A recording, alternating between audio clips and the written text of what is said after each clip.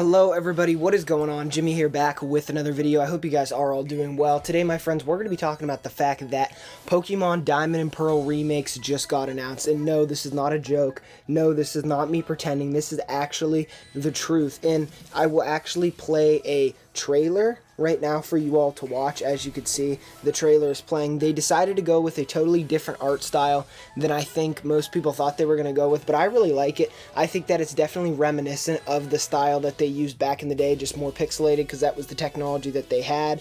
The game names are Brilliant Diamond and Shining Pearl, and they will launch late 2021. I'm really looking forward to these games because if you didn't know this already, the Sinnoh region is my favorite Pokemon region. Pretty closely tied with Unova, but I'd say Sinnoh edges it out just ever so slightly as my favorite.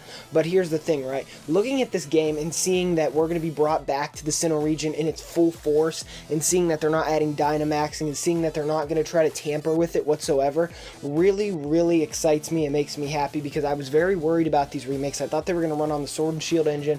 I thought they were going to look all really bad, and I thought they were just going to look really pixelated and kind of bad, and not pixelated in the good way like the originals, like pixelated in like a low quality PS2 graphics in 2020 type of look. 2021, I guess it would be. But still, you guys understand what I'm trying to say. But no, they went with the chibi style, which was kind of like the Let's Go style, but it's not a Let's Go game. It's not going to have Let's Go catching mechanics. It's not going to have anything like that. It's going to be its own experience that's definitely true to the original source material, which I think was a really great decision to make, considering the fact that they were going to be, you know, pretty much hated on if they were going to be Dynamax Diamond and Dynamax Pearl, or Gigantamax Pearl, or whatever they would have called it. They were bound to be absolutely hated if they would have went that route, because people did not want Sword and Shield and Diamond and Pearl to be thought of in the same sentence. People absolutely hate Sword and Shield. I didn't think it was as bad as some people thought, but it's definitely the weakest link, or the second weakest link in the mainline Pokemon series, without a doubt. It's towards the bottom. Nobody can argue that. But basically, Game Freak played it safe, and they had another studio come in here and try to make the game with them. Obviously, Game Freak helped with the game because Masuda is still involved and everything like that. But under the same token, it is a new studio making the game, but Game Freak made the original, so Game Freak's influence is still going to be there, because this is basically like a high-res port. This isn't going to really add any new features, but from what people are seeing, there's certain Pokemon in the game that were only in Pokemon Platinum, so we can expect to see some of the stuff from Pokemon Platinum come to these games. So they're not 100% true faithful remakes. They're like 90% faithful to the source material.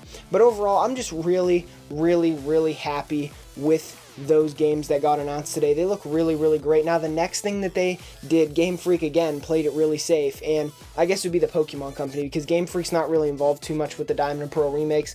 Just pretty much Masuda from Game Freak is, and then Game Freak obviously made the first one, so they're involved, but they're not really that involved. Like I said, there is another company doing it, but Game Freak now, full swing, is making a game called Pokemon Legends Arceus, and in this game, it is like a prehistoric Sinnoh region, and honestly, it looks absolutely amazing. I'm so excited for this, the whole Arceus thing, because I always felt like Arceus never got his or her, I guess they're genderless legendaries, chance to shine, right? Everybody always, you know, heralded it as the god of Pokemon and everything else, but it never really got a chance to actually shine and be the main focus of a game. So now they're naming an entire mainline game. This looks like a mainline game, or at least something like it. It's definitely not a spin-off game, but it's coming early 2022. Basically, a lot of people think that the Switch Pro is going to be the thing that is running these graphics. They look like they're probably running on a Switch Pro, or if they are running on Switch, they could even benefit from higher frame rates and higher resolutions on a Switch Pro. Maybe early 2022 is when we're getting the Switch Pro, and the rumors about it coming this year were all wrong, and we're actually getting it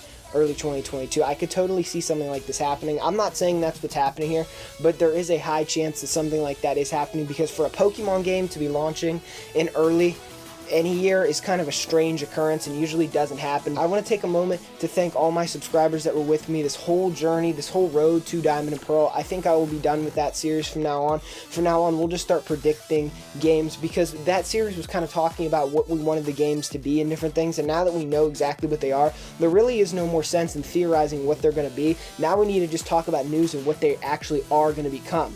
So I'm really looking forward to that. I think that this is going to be an absolutely amazing thing, and I couldn't be more happy, honestly, with both games. Like I said, the Pokemon Company Game Freak played it safe.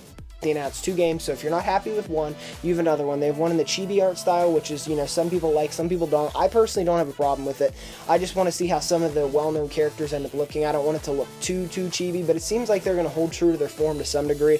I saw Dawn in battle, and she looked like her actual character. It seems like it's just top-down, and you run around, but honestly, I don't have a problem with it. I really don't. And then the next game is the prehistoric Sinnoh game, where to my knowledge, I don't even think there was a Sinnoh starter. Sorry, I just watched it. I'm just making this video.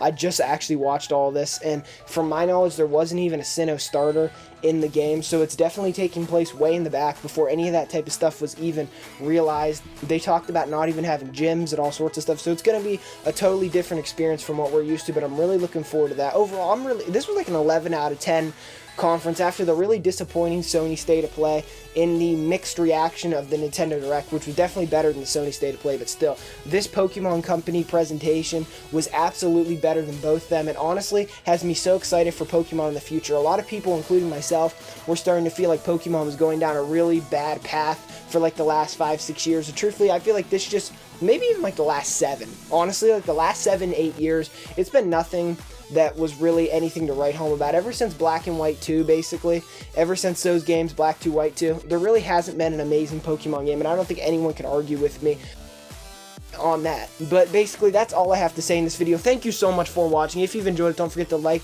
the video, comment, maybe even consider subscribing. I will keep you guys all up to date with new Pokemon videos and all that. Basically, I just wanted to come on here and tell you all my thoughts on all these new announcements, because I know a lot of you were probably wondering, and I will be making more videos in the future. This is kind of a quick recap. I will probably be deep diving in, and not probably, I will be definitely deep diving into these and talking about what I want to see in these and everything else, so you guys have nothing to worry about when it comes to, this is not the only video I'm going to be making on this. I'm going to be making a lot of videos, and it's really going to be a great time. So if you guys want to see all that, don't forget to subscribe to the channel so you can get notifications when all that comes out. Ring the bell and all that. Thank you so much for watching. Jimmy out of here. Thank you again for all of your support and for all of us being right this whole time, because we believed in Diamond and Pearl remakes, and we got them. And another game that takes place, it's like a pre-make. It's so cool. It's so cool. All right. Thank you guys. Jimmy out of here.